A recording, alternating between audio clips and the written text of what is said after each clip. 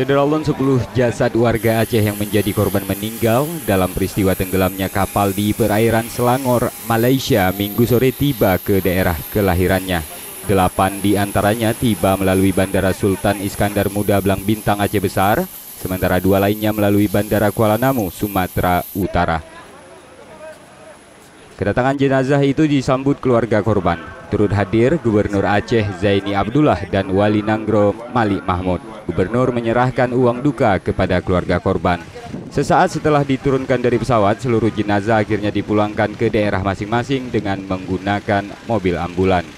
Dari Banda Aceh, Budi Fatria, SERAMBIONTV.